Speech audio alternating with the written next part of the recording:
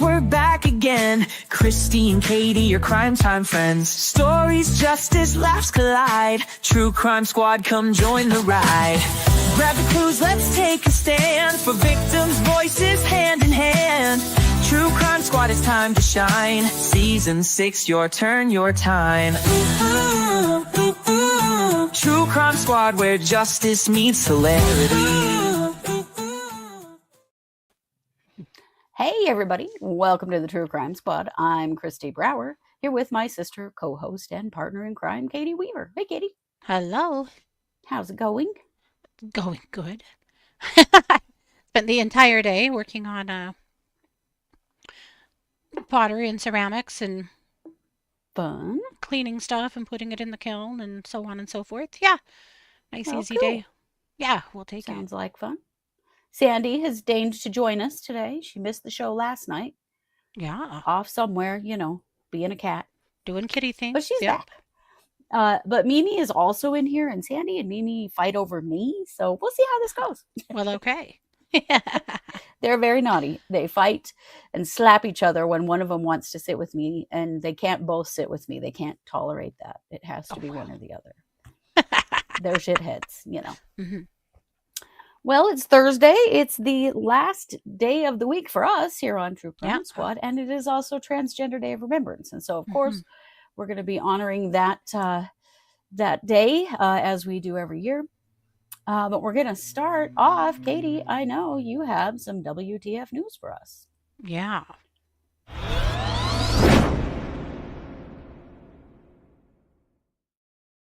This is a fairly local to us case. Grab my notes here. This gentleman is Anthony Holm. And Anthony Holm has been arrested and charged with kidnapping in the second degree. So Anthony's from Wyoming. And he's 42. And on November 14th, he was arrested at a hotel in Lava Hot Springs.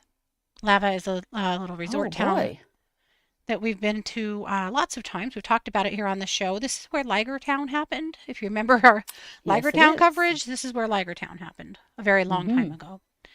But as the story goes, there was a situation with a missing 16-year-old out of Utah. And there had been a search for her. She was believed to be traveling with an adult male in a 2024 Ford Bronco, and that they may be in the Lava Hot Springs area. And in fact, they were. In fact, there was a call out from the Box Elder County Sheriff's Office to the Bannock County Sheriff's Office, Box Elder being Utah and then Bannock County being Idaho. It only took them 10 minutes because Lava is a tiny little town. Oh, yeah. And they located them and arrested him and put her back in the care of her parents. And it's a big mess. Because Anthony here claims that he met this girl on the Ashley Madison site. Now, if you're familiar, still up and running. If you're familiar with Ashley Madison is like Tinder for people that want to have affairs. Yeah, they got hacked a few years ago, and yeah, remember the Josh Duggar scandal? Yeah. Yes. So, as the story goes, he claims that he thought that she was 18, that she told him so. Dude, you are 42. Right. You're 42. Give me a fucking break. You ought to know better. Yeah. B, any man in his right mind knows that if a girl says she's 18, you better make sure that she is, because you just don't know by looking at somebody.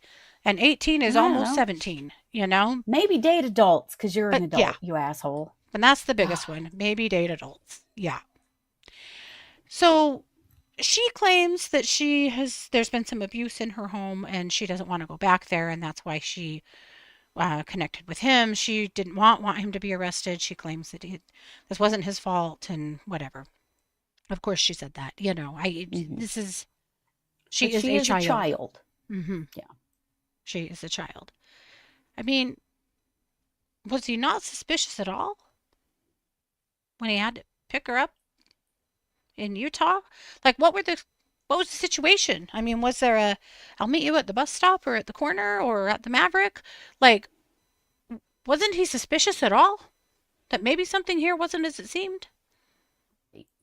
Or was he just thinking with his downstairs head and He that was just only didn't driving care. one way? That's what I'm gonna Yep. guess is didn't Yep. care. Didn't care. Mm-hmm. So now he has been, and also we don't know, of course, what all will come out in this. If he really did or didn't know she was 18, it doesn't matter. It doesn't matter No, because she's it doesn't. 16. She cannot consent, and he's a fucking idiot. And so here we Oh, and he go. took her across state lines. And he took her across state lines. Yeah. Like At the could be a federal littlest, crime. he's an idiot. At the worst, he's a pedophile. Either way, Right. this is really, really bad. Yeah. And thank goodness this girl is safe. I don't know. We don't know anything about her because she's 16, right? So all I can say is that I really hope that she and her family, that she gets the resources that she needs, that she's okay. But yikes. Come on, men. Just do better. My God. Right. Like there's a real easy way to make sure that this doesn't happen. Just date people your own damn age. Like, come on. Yep. Wow. Gross. And also get off of Ashley Madison. Yeah. I mean, right there. doing- That just tells you everything you need to know about this guy. Quit doing stupid shit if you don't want stupid shit to happen. Right. Yeah. Totes my goats. So with that, I'm going to kick it over to you for our main case. Yes.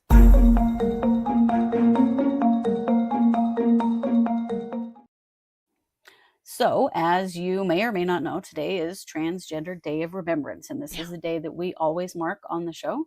Transgender Day of Remembrance is a day to honor the trans people who have lost their lives in the last year to violent crime. And unfortunately, it never goes away because those crimes never stop happening. Just a little history. Trans Day of Remembrance was founded in 1999 after the murder of Rita Hester. It has now become an international Remembrance Day, and so many countries keep count. The count is always underreported for several reasons. One is that trans people are still often misgendered by police and media. Not every state tracks trans violent crime. And sometimes families also erase the gender identity of their loved ones after they've died. And so we know that the numbers that we get every year are wrong and too low.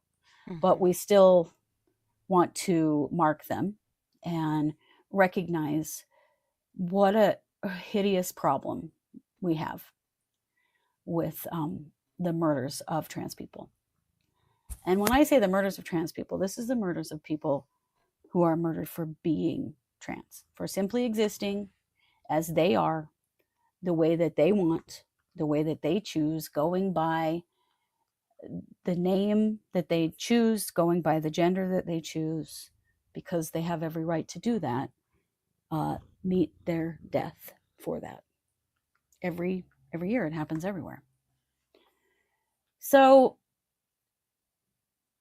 I wasn't sure how to handle this year's. In a lot of years past, I've named every case that we know of in the US. I'm not going to do that. This time I'm going to spotlight a few cases and give you some stats. Now, we do know that there are 53 confirmed murders and suicides. And we include suicides in those numbers because trans people kill themselves because they are not accepted and embraced, and they are not treated as equal members of society, and they do receive a significantly higher number of violent attacks. Some things that we know, in the US, the majority of victims are Black or Latina trans women.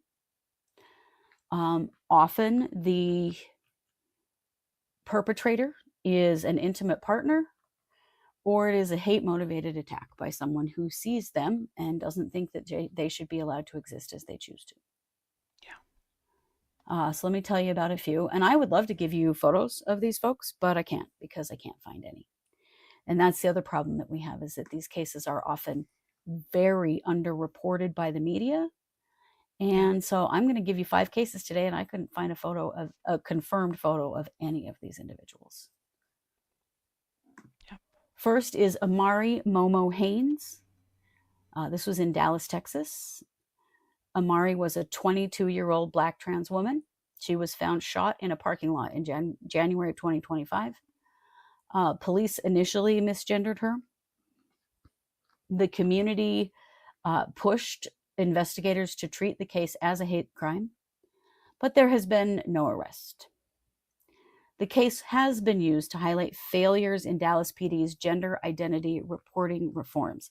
One of the things that's happening that is good is that a lot of police departments are changing the way that they classify people on literally the documentation that they fill out when someone gets killed, to use their correct pronouns, to identify them by their chosen gender.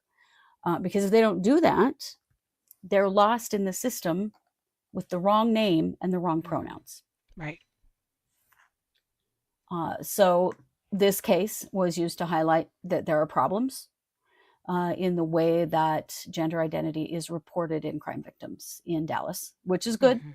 There are changes happening. And as much as we have been living the last few years in a place where things have gotten significantly worse for the transgender community and the non-binary community because of the hate that's been spewed all over this country, that somehow trans people are responsible for every bad thing that happens in this country. Please remember that 0.02% of the population are transgender. Yeah. 0.02. Yeah. And yet, somehow are the reason all the bad things happen. You know, it used to be just all the gays. It was all our fault. Now it's the trans community. It's so ridiculous that it's hard for me to wrap my head around anyone believing it. When you consider that 0.02 of the population is responsible for terrible things happening in the entire country. Yeah. But there you have it. But some of the good things that are happening is that there is change. There is reform happening in the way that these are reported, the way that the media reports, the way that police report. And there is pressure for families, whether they agreed or not, to, I cannot imagine a family member being killed and immediately dead naming them and misgendering them. Yeah. And burying them and doing a funeral for them, using their dead name and using the wrong pronouns. It's unbelievable to me, but people do it all the time. All the time. All the time. That happens here every time. Yeah. Yes. Oh, yeah. I will say I've been pleased with East Idaho News because I've seen East Idaho News make some improvements in using people's correct gender and correct pronouns and correct name. And I got to say, I'm pretty impressed by that, considering where we live. Another case is Julieta Ramos. This was in LA. She was a 29-year-old Latina trans woman. She was killed in March of 2025. She was stabbed multiple times. Her neighbor was arrested after allegedly targeting her following ongoing harassment. And this is something we can all become more aware of. Yeah. Is people harassing trans people can escalate to murder. Yeah. That is the vitriol and hate that has been brought to the surface here in the U.S. And if you know of a trans person who is being harassed, please keep a close eye on them. Please make sure things are getting reported to the police. Please help them be safer, because this woman was murdered by her neighbor who had been harassing her for being trans, for simply existing as herself. Um, evidence from security cameras had actually captured stalking behavior. And so prosecutors did add hate crime enhancement. This was in California. They do a better job with this than other states. And this case also sparked activism around housing discrimination for trans women in LA. There are a lot of services and provided that are for low income folks that are gender based. And not all services allow for transgender people to receive services in their chosen gender where it is safer for them, which could mean that a trans woman is actually being housed in some kind of male housing where they are not safe. Definitely. So that's a problem that was brought forth in LA because of the murder of Julieta Ramos. River Montgomery from Portland, Oregon, 19-year-old non-binary teen. River was killed in April of 2025 during a confrontation on public transportation. Oh. Witnesses reported slurs shouted at River before the attack. The suspect was apprehended within 48 hours. Good. And a community memorial led to Portland Transit launching new anti-hate crime protocols. Good. So that's good. One of the things that I see that I think is an improvement is many years you will see almost all of these cases unsolved. Yeah. Because they don't get attention. Because it's sort of like how sex workers cases don't get solved, drug addicts cases don't get solved. Transgender individuals get lumped into that group of discriminated against individuals that are seen as less than human, whose lives are seen as less important, and their resources have not in the past been spent on even solving their murders. Yep. Now, several of these I'm going to tell you about are solved, and I think that's pretty amazing. They're not all solved, but quite a few of them are. And that is also progress. Definitely. And then we have Taylor St. Clair. This was in Atlanta, Georgia. Black trans woman. She was 31. Found deceased in her apartment with evidence of domestic violence. Her boyfriend was arrested and charged with murder. Advocates have highlighted the lack of safe housing and DV resources for trans women in the South. Yeah. And this case actually sparked new Georgia DV resource legislation discussions. Now, I want you to think about that. I worked for a domestic violence program, and we had a shelter. Based on the policies that we had, a transgender woman would not have been allowed to go to our shelter. I can't speak for that program now, but this is an area that is really problematic. Where is a transgender woman experiencing domestic violence supposed to go for help? Unless these policies are specifically addressed. And unless there are allowances for transgender individuals to receive social services and public health and help based upon their chosen gender. And last is Lucy Auberts. This was in New Orleans, Louisiana. She was a 26-year-old trans woman. She was killed in June of 2025 in the French Quarter. The attack happened during Pride weekend. This crime was partially caught on video, and it appears that there are multiple persons of interest, but that case is still open. Local LGBTQ organizations used the case to push for better night safety measures and police partnership. You would think, during Pride Week, that maybe a city would have recognized that they need better nighttime safety, especially in a large place like New Orleans, where there are going to be activities for Pride going on all week. Where's the public safety? Yeah.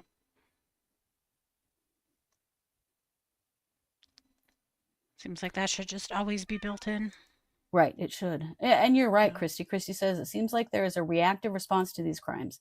It's good that it's happening, but it would be helpful if there were some proactive things happening to support trans people. Well, Right. there are many of those. But yes, as far as like wider city governments and the state governments and federal governments, right, they don't change anything until something goes wrong. Yeah. Joelle says, I get pissed off when people post videos of trans girls at sports events and the internet directs so much anger at a child. Right. Especially because it's frequently just an assumption. Right. You don't even know There was that if a child is awful trans or not. situation in Utah a couple of years ago. Yeah. A little gal that was absolutely bawling out at basketball and kicking everybody's ass. And there had been a flyer about a special game that they had, and she was featured on it. And one of their state legislators saw that and immediately panicked and thought for sure she'd found a transgender athlete and shared it to social media and had a fit.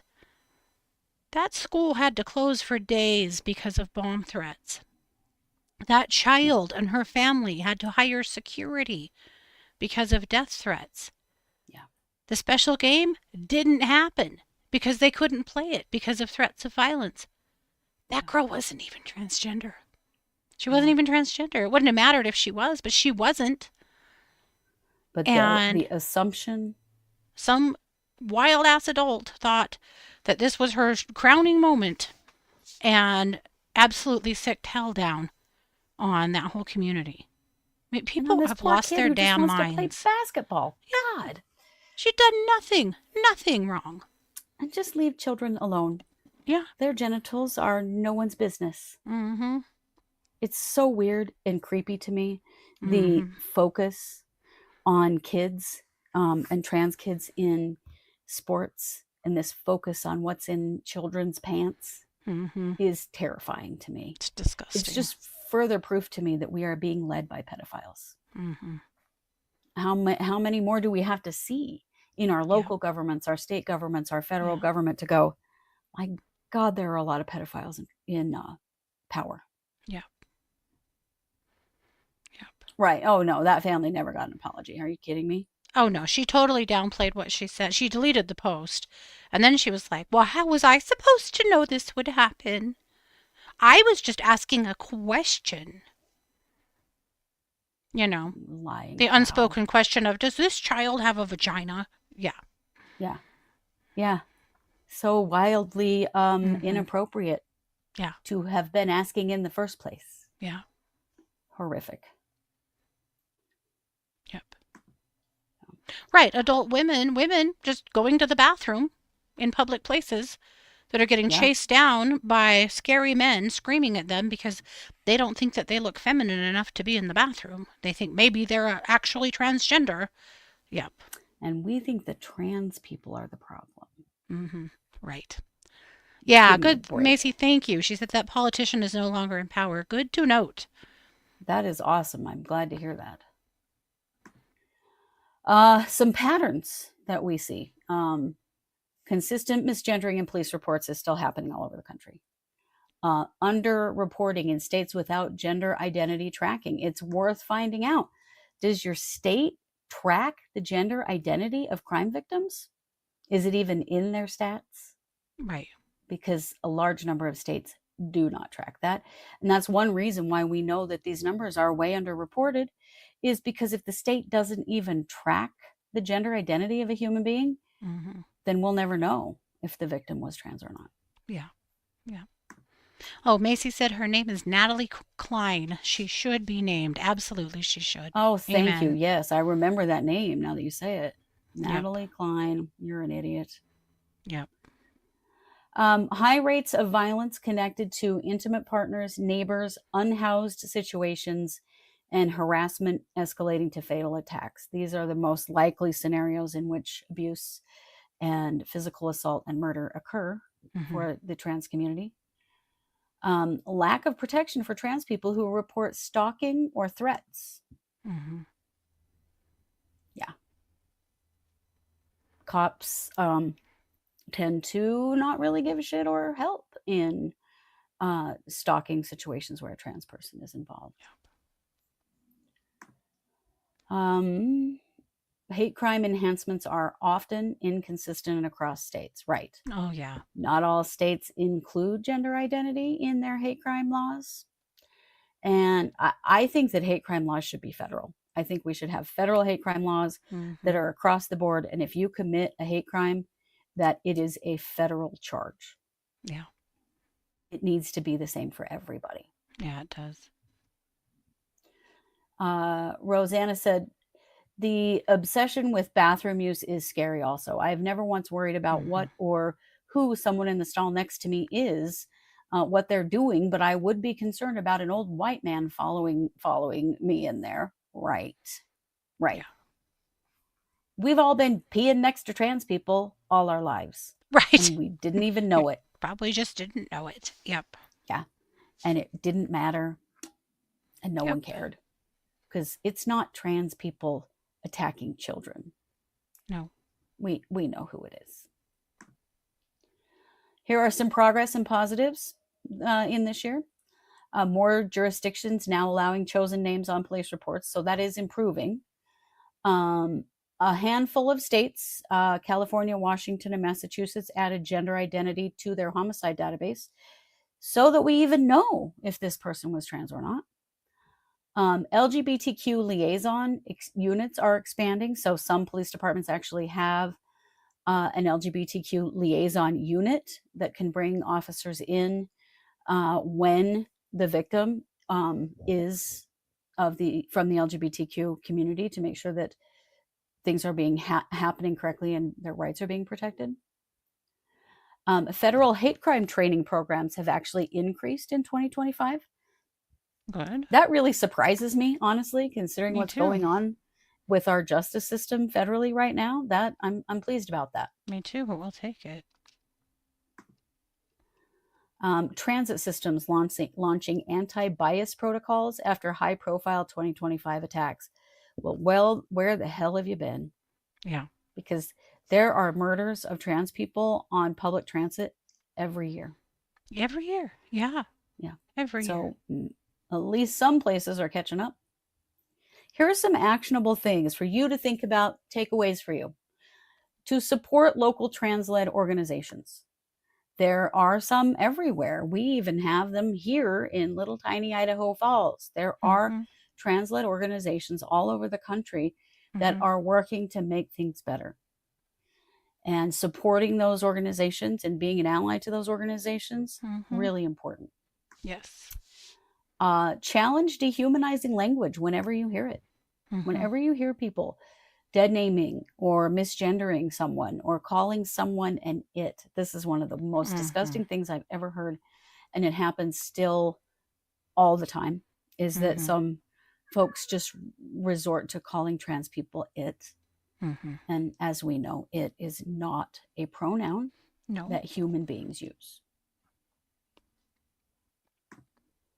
Correct pronouns and names, especially in memory. If you see this happening, if it's someone you know and you see it happening in the news, correct the news station. I will tell you, I have done that with East Idaho News on more than one occasion. And I will say, and I'm not saying it's because of me, but they have improved. And so people noticing, and people, their subscribers, people that read their the newspaper or their online news site or whatever, it helps when you speak up and say something. Definitely. Know the signs of escalating harassment. Keep an eye on your trans friends. And if somebody is harassing them, be aware. Ask them how it's going. Ask them if they need help to be safe. Help them come up with a safety plan, somewhere they can go, something they can do to protect themselves if it gets worse, as well as going with them to report it to the police, encouraging them and supporting them in doing that, because it is extremely intimidating for a trans person to have to go to the police and ask for their help.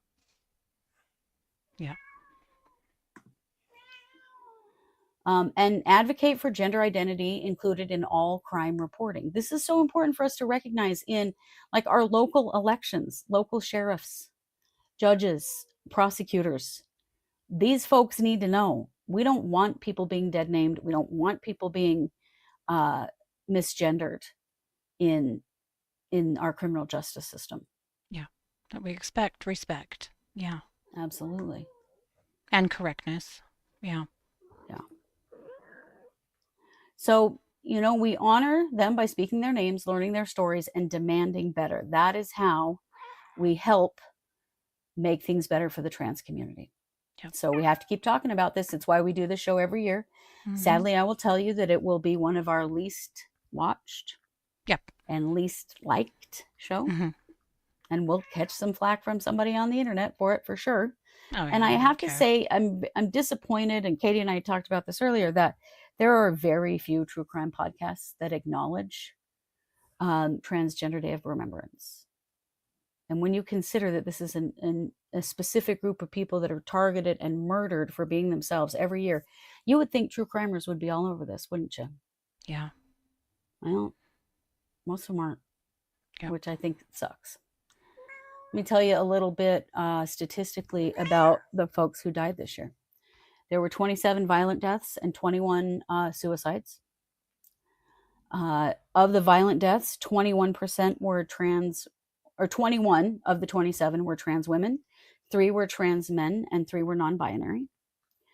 By race, 17 were Black, 3 were Latina, and 7 were white. And when you think about our population, how many Black Americans there are versus white Americans, those numbers are flopped. Yeah. For what it should be, just if it were following other statistics. Other trends, yeah, for sure. Yeah. Out of the 27 violent deaths, 17 were due to gun violence. That's because guns are the problem. Yeah. There.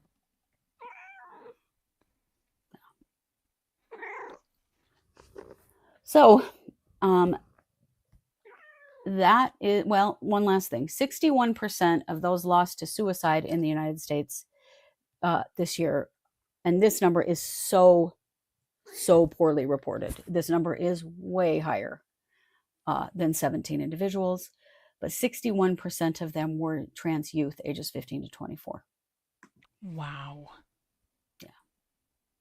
Yes, Sandy is helping.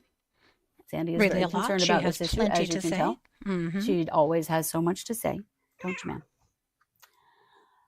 But that's what we know. There will be a link in the show notes to go learn more, to read the whole list, to read the full history of Transgender Day of Remembrance. I think it's an important thing for all of us to be aware of and to understand and to pay attention in our local communities to what is happening with trans crime reporting, how are trans advocacy agencies and programs being supported, all of those kinds of things. And then, of course, keep a close eye on your trans friends and family and help them if they are struggling. Be there for them and help them report if they're being harassed or if there's violence toward them. Help them get the safety and protection that they need. Marta says, I have friends in Dallas with a transgender high school senior, and they are terrified to have her go to college in Texas. It makes me furious. Children and parents going through this everywhere. Yes. Oh, I would get her out of Texas. Absolutely. I would too. Yep. 100%. Sandy wants her own channel. I am afraid it would just be an only pause in which you just see her butt all day. Because that's pretty much what she wants to do. That's true. Well, there'd be plenty of videos of her knocking shit on the floor, sleeping, and demanding to be petted. Right? And eating, of course. It's all eating, right there. Yes. Yeah. Yeah, 100%. Yep. Yeah. Oh, I'm glad to hear, Teresa, that your church does a Trans Day of Remembrance. The church I used to go to, the Unitarian Universalist Church, used to do it, and they don't do it anymore. It's too bad. Honestly, I organized it many times. Oh, well. Well, that would be why. And that might be why, but nobody picked it up. And I decided to do it this way instead because I think it gets out to more people. Yeah. People are afraid to talk about this topic. Oh, definitely. Yep. Yep. But we have to. And all of us who are cisgender have a responsibility to use that privilege to help protect the trans community. Absolutely. Well, several people Absolutely. say they would watch a Sandy channel. It would mostly be videos of her sleeping on my pillow all day. Yep. That's mostly what she does. All righty. Well, that's everything I've got, but go check out the link. You can see more about it. You can see more about where all of the deaths occurred. This is just something that we will never stop talking about. No. No. And with that, Katie, you have a crime news update for us. Indeed.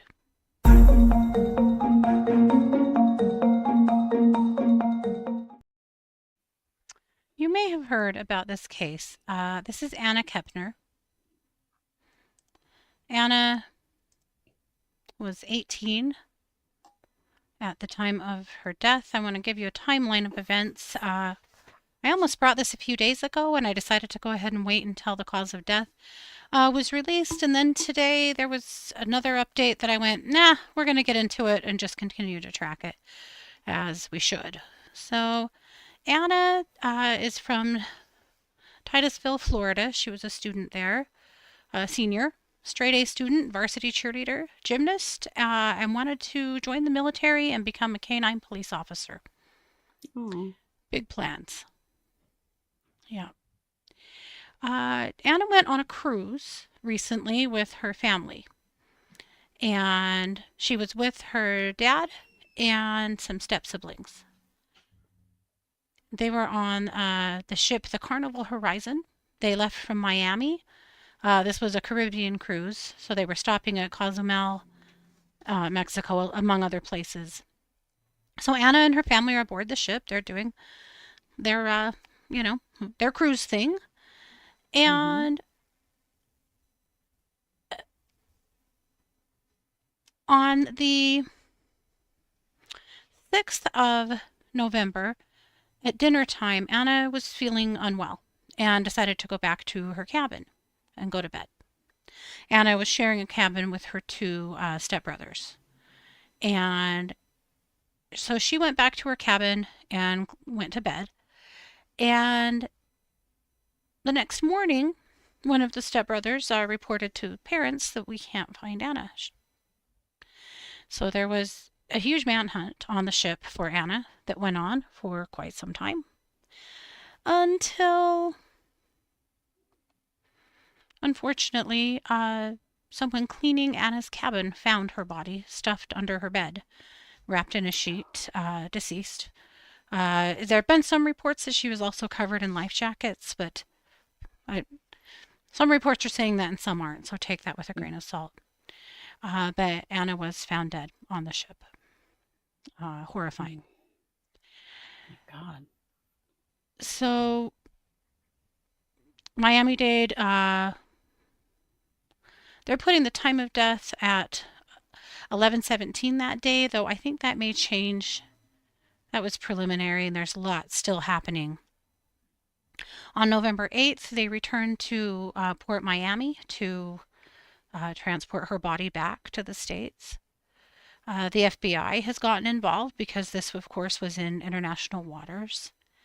In fact, her funeral is today. The autopsy results were also reported to come out today, but we haven't seen them yet. So still waiting on that. I was hoping that they may. It's funny how when we do a report like this, so often information comes out like about the same time we're repeating it. Yeah. But, or reporting on it, that information comes out we didn't have.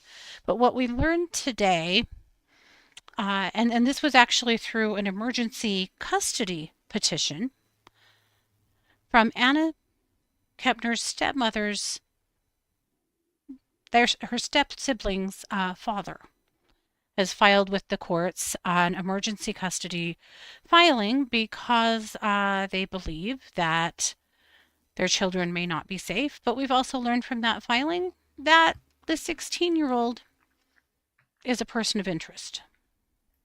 Oh my God. The 16-year-old son is a person of interest, and that's what's dropped today. So in the filing, we learned that mom is saying she will, if forced to testify, be pleading the fifth, and that Oh my God. she said due to acknowledging that a criminal case may be initiated against one of the minor children. And that She she would plead claims the fifth? I mean, that would be protecting herself. her and her adolescent child. They're saying Oh my her God. testimony, potentially could be prejudicial to her or her adolescent child in this pending criminal investigation. Holy shit. Yep. Yeah. Oh my God. Yep. So she knew? Or the kid told her after the fact?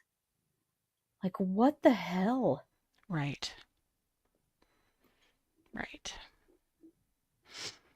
We also know that the 16-year-old was hospitalized immediately after the incident, according to clickorlando.com, for an undisclosed reason.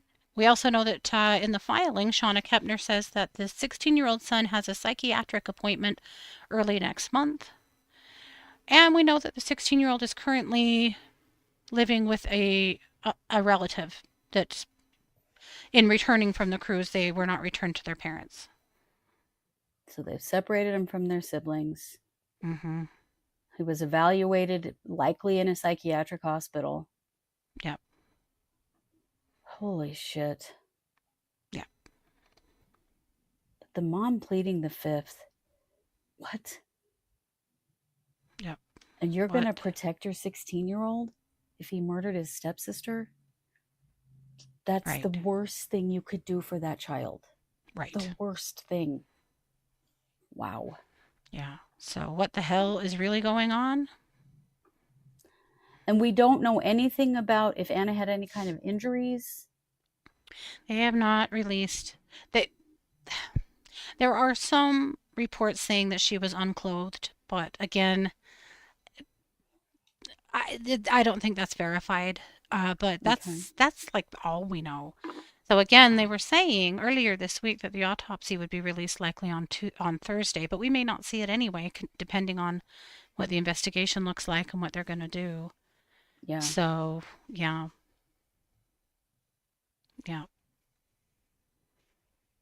Wow. Yep. That's terrifying and awful. Mm-hmm. Mm-hmm. Also, according to the filing is pretty interesting. The filing is pretty scathing, honestly. But according to the filing, there's another child that is 18 now who ended up in a violent physical altercation with the stepmom, who would be that child's mother. And they have already moved out and moved into with the father to get away from this situation. It sounds like there's a lot of violence or potentially a lot of violence and trouble in this family. Right? Like, what is going on with these people? Mm-hmm. And I agree. A lot of you are commenting on her staying in the same cabin as her stepbrothers and their teenage boys. That is odd. That is, yeah. I find that odd. Yeah. I'm putting a link in the chat room in case anybody's Dad interested. is the bio parent. Yeah, Dad is Anna's bio parent. Yes. Yeah. Put a link in the chat room. Also, Anna's bio mom lives in Oklahoma, and I think must not have any custody of her. She learned about this through a Google search. She said she has not been contacted by Anna's father or by the authorities. Oh my God. Mm-hmm. I mean, Anna was 18, so nobody had custody of her, but yeah, that's wild. Well, that's true. Good point. But yeah. What kind of dysfunction is going on with these people? Yeah.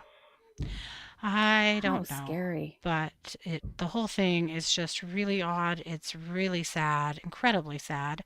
This girl had her whole life in front of her. She had all kinds of plans and goals and dreams. Yeah. And instead, should have been on a vacation with her family? Mm-hmm. Like, what the hell? Yeah. They are saying that video evidence does show that she went into her cabin and never came back out. So she was killed in there. In there. Mm-hmm. Mm. Yeah. So, Yikes. wanted to open that up today because I think there's going to be a lot more information coming out here in the next few days, and so we'll keep you abreast of it. But I'm so sorry, Anna. You sure did not deserve that. No, you didn't. Yeah, you Really deserved heartbreaking. a lot better than that. Yep. I always, Wow. with teenagers too, I always feel so sorry for their friends. You know, Oh, yeah. like the Yes. kids who knew them, and their teachers too. Oh God, anybody who was associated with her, Yeah. this is horrifying, terrifying, sad. Yeah. Yes. But these are the kinds of things that change the lives of kids forever. Best friends, stuff like that. Yeah. That Well, it's all just and very here are these sad. two families that are joined by marriage, and now Mhm. I doubt Yeah. that lasts, considering the situation. Right. And I mean, what in the you know, world? already circling the wagons, and Mm-hmm. now custody coming to play. It's Mm-hmm. gonna get really ugly. Really ugly. Yep. Wow. Right. Some of you are wondering if there's video in the hallways. I've Yeah. never been on a cruise. I don't know. Yeah. That's So the they video know in the who hallway. what They know who in the came in and room. out of the cabin. Yep. Yep. That was one of the things that they were uncovered when they were searching for her, was doing, looking at the CCTV to see who had come and gone from the cabin, and she went in and never came out. Yeah. Wow. It's crazy. It reminds me of, is it Amy Bradley who went I don't know. missing? It's a famous older case. There was just a new documentary. She Yeah. went missing on a cruise ship. She was in her early 20s and has never been found. Mm-hmm. Yeah.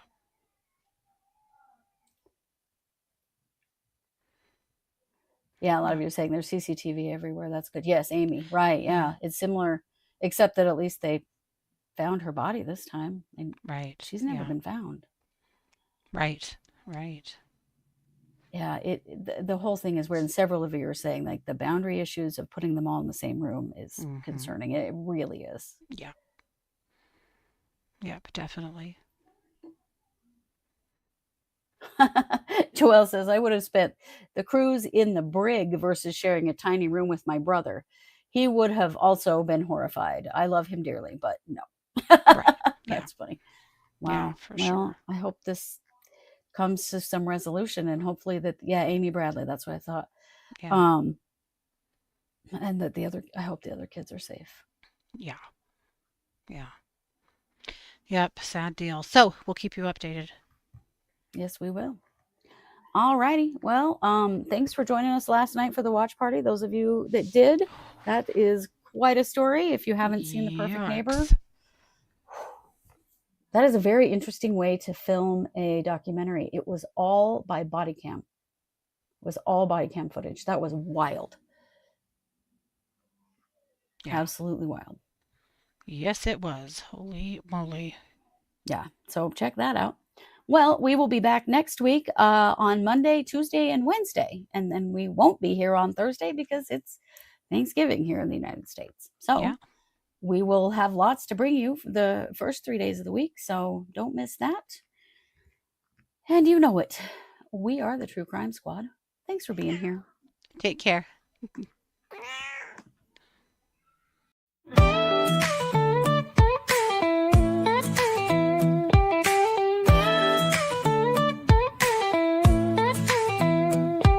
Season 6, we're back again. Kristi and Katie, your crime time friends. Stories, justice, laughs collide. True Crime Squad, come join the ride. Grab the clues, let's take a stand. For victims' voices, hand in hand. True Crime Squad, it's time to shine. Season 6, your turn, your time. True Crime Squad, where justice meets hilarity.